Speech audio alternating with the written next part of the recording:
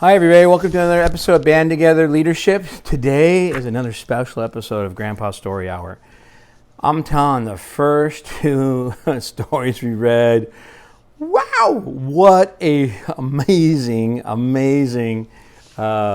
response. I loved it. It was, so I'm going to keep doing it. I'm going to do today. Today is December the 15th.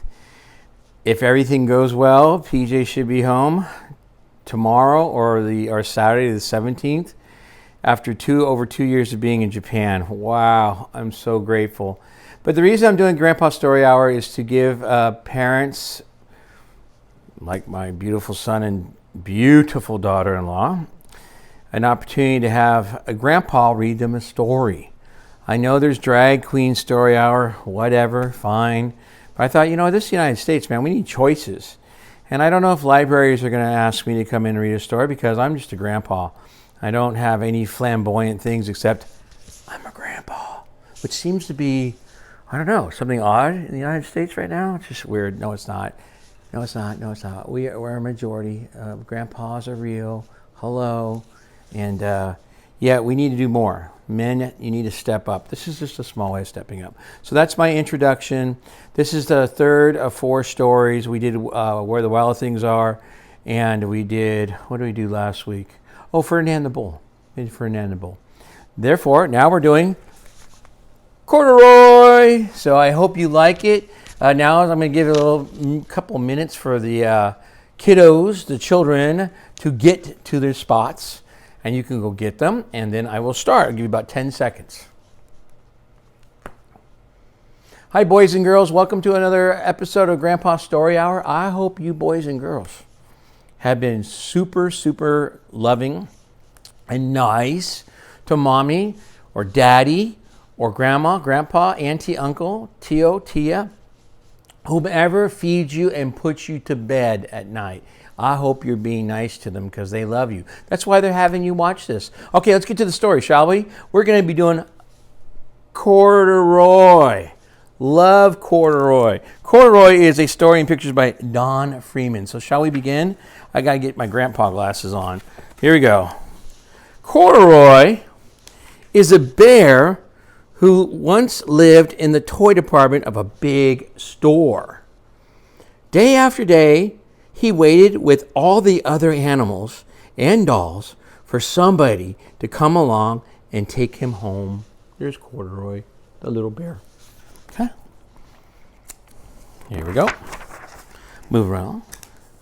The store was always filled with shoppers buying all sorts of things, but no one ever seemed to want a small bear in green overalls. Oh, it's too bad. Then one morning, a little girl stopped and looked straight into Corduroy's bright eyes. "Oh, Mommy," she said, "look, there's the very bear I've always wanted." "Not today, dear," her mother sighed. "I've spent too much already. Besides, he doesn't look new. He's lost the button to one of his shoulder straps." There you go.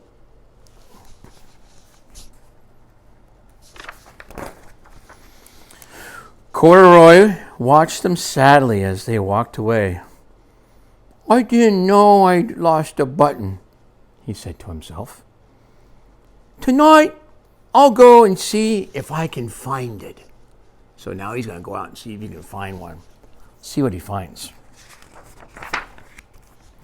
Late that evening, when all the shoppers had gone and the doors were shut and locked, Corduroy climbed carefully down from his shelf and began searching everywhere on the floor for his lost button. So he's getting down. He's going to start looking right there. You see the escalator? Escalator's the steps. So now he's in the store. He's looking for his button. Suddenly, he felt the floor moving under him. Quite by accident, he had stepped onto the escalator, and up he went. Could this be a mountain? He wondered. I think I've always wanted to climb a mountain.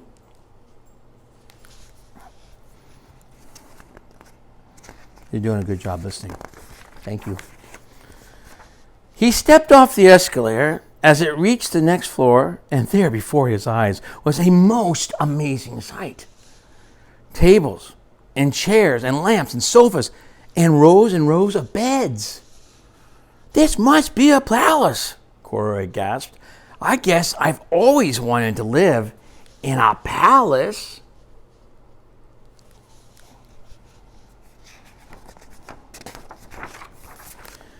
He wandered around admiring the furniture.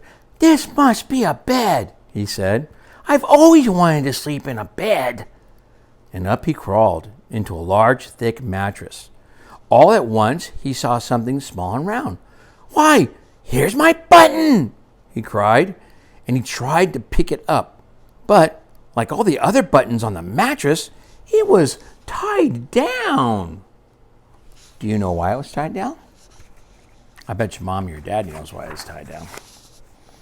He yanked and pulled with paws, and boop! Off came the button, and off the mattress Corduroy toppled. Bang! Into a tall floor lamp. Over it fell with a crash.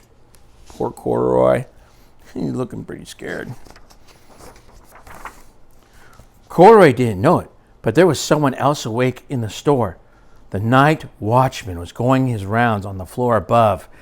When he heard the crash, he came dashing down the escalator. Now, who in the world did that? He exclaimed. Somebody must be hiding around here. So now Corduroy's got somebody looking for him. Forget the button. Now he's got, He flashed his light under and over the sofas and the beds until he came to the biggest bed of all. And there he saw 2 fuzzy brown ears sticking up from under the cover. Hello, he said. How did you get upstairs?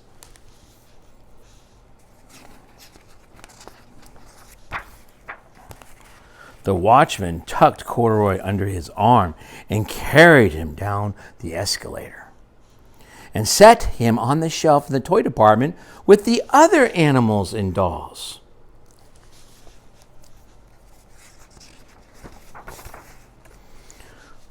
Corduroy was just waking up when the first customers came into the store in the morning, and there, looking at him with a wide, warm smile, was the same little girl he'd seen only the day before.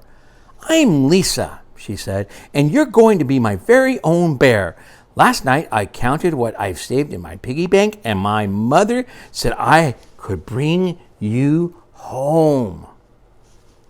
That's pretty exciting. He gets to go home, to a new home. Shall I put him in a box for you? The sales lady asked. Oh, no, thank you, Lisa answered, and she carried Corduroy home in her arms. She ran all the way up 4 flights of stairs into her family's apartment and straight into her own room.